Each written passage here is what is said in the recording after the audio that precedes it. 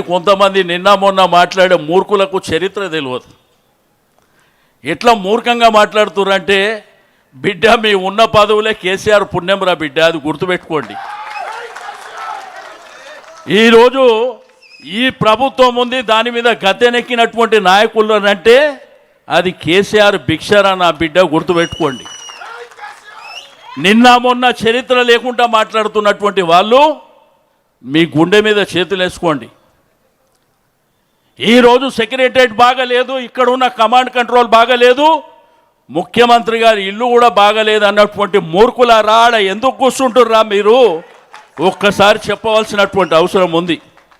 అవి పనికిరాని అయితే దాంట్లో పోయి ఎందుకు కూర్చుంటురు మీరు? చరిత్ర అంటే చెరిగిపోయినటువంటి చరిత్ర ఈ రాష్ట్రంలో ఉంది.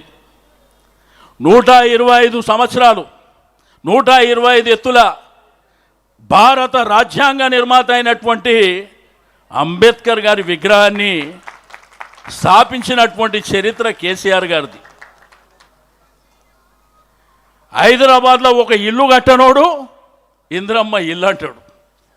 ఆ రోజు కట్టిన డబుల్ బెడ్రూమ్లే మీ గత అవుతున్నాయి కదరా బిడ్డ, అది గుర్తుపెట్టుకోవాల్సినటువంటి అవసరం ఉంది. ఆ రోజు మనం అన్నాన్ని ఏమంటాం? రాష్ట్రంలో అన్నపూర్ణ అని చెప్పి పిలుస్తాం. ఇది మన సాంప్రదాయం, మన చరిత్ర. కానీ ఒక్క అన్నపూర్ణ క్యాంటీన్ కూడా పెట్టలే, కానీ ఇందిరమ్మ క్యాంటీన్ అని పెట్టిరు సిగ్గు లేకుండా. ఇది గుర్తుపెట్టుకోవాల్సినటువంటి అవసరం ఉంది.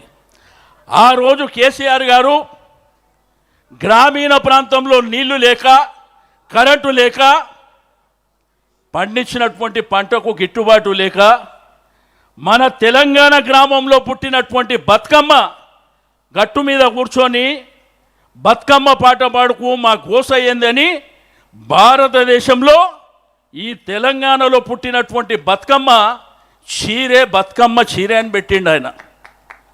ఈ మూర్ఖులు ఇందిరమ్మ చీరే అని పెడుతూ అంటే ఇంతకంటే దరిద్రం ఎక్కడన్నా ఉంటుందా? ఈడ తెలంగాణ గ్రామంలో పుట్టిన బతుకమ్మ మరి ఫ్లైట్లో బతుకమ్మ ఆడే పరిస్థితికి వచ్చింది, ప్రపంచంలో బతుకమ్మ ఆడే పరిస్థితికి వచ్చింది. అటువంటి చరిత్ర ఉన్నటువంటి ఈ నేల మీద, ఈ భూమి మీద ఈ రాష్ట్రాన్ని సాధించడానికి తన ప్రాణాలు సైతం పణంగా పెట్టినటువంటి కేసీఆర్ గారు ఈరోజు కొంతమంది మూర్ఖులు ఏది పడితే అది మాట్లాడుతున్నారు. నువ్వు వేసుకున్న కుర్చీ, నువ్వు కూర్చున్న కుర్చీ అది మా భిక్ష అనేటువంటి విషయాన్ని కూడా మర్చిపోయి